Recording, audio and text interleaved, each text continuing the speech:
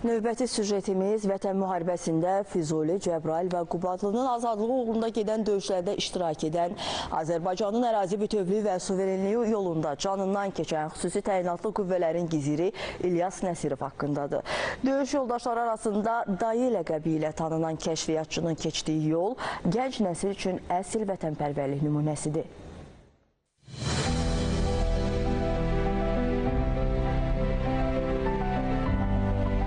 İlyas Nəsirov ailəsində daha çox sakit təbiəti, səbirli və ailəcanlı olması ilə seçilirdi.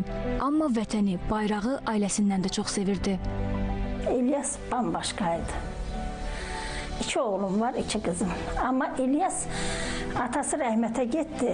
Elə bir ki, evin yükü düşdü İlyasın üstünə. 1-ci sinifə gedəndə müəllim ona bayraq vermişdi. İlk dəfə müəllimdən almışdı o bayrağı. Onun dədə-baba yurdu Cəbrayıl erməninin əsarətində idi. Ona görə həmişə deyərdi ki, mən istəyərəm vətənimi azad eləyim.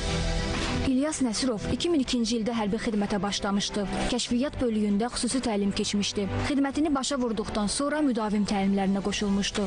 Daha sonra kəşfiyyatçı kimi xidmətinə davam etmiş, kiçik çavuş rütbəsinə yiyələnmişdi. Aprel döyüşlərində xüsusi şücaəti ilə seçilmişdi. Peşəkar kəşfiyyatçı kimi Vətən müharibəsində də şəxsi igidlik nümayiş etdirdi. Füzuli, Cəbrayıl və Qubadlının azadlığı uğrunda gedən döyüşlərdə iştirak etdi. Oktyabrın 21-də şəhidlik zirvəsini ucaldı.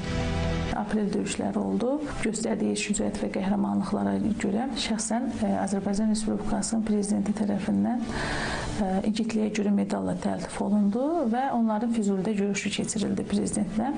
Orada ona hədiyyə verdi, qol saatı.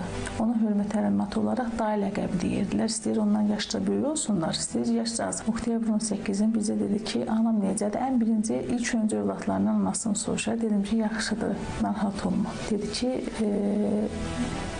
ola bilsin ki, mənə zəhd çatmasın, amma narahat olmayın. Son sözü bu oldu. Qəhrəmanımızın vətənə əmanət etdiyi 3 övladı var. Mənim atam qəhrəmandır. Mən ondan fəxr edirəm. Dedim, nə zaman gəlsən, dedi ki, narahat olma, qorxma. Yəni, mənə heç nə olmaz da, siz narahat olmayın, mən gələcəm.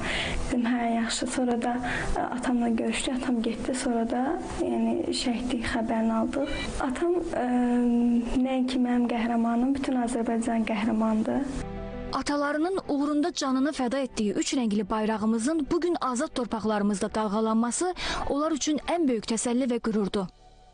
Bir dəfə atanı şəklini gördü, istədi onun üzünə. O elə idi ki, həmişə o gələndə onu alırdı qucağına, üzündən.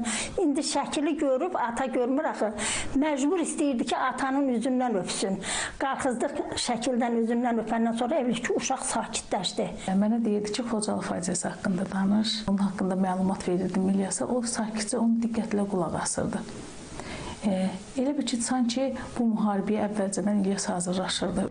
Onun ən böyük arzusu ata yurdu Cəbrayılı azad görmək, sonra isə həmin torpaqda yaşamaq idi. Bugün şəhidin ruhu şaddır. Çünki nəinki Cəbrayıl, bütün torpaqlarımız azaddır. Ölümündən sonra gizir İlyas Nəsirov Azərbaycan bayrağı vətən uğrunda, Qubadlının, Füzulinin, Cəbrayılın azad olunmasına görə orden və medalları ilə təltif edilib.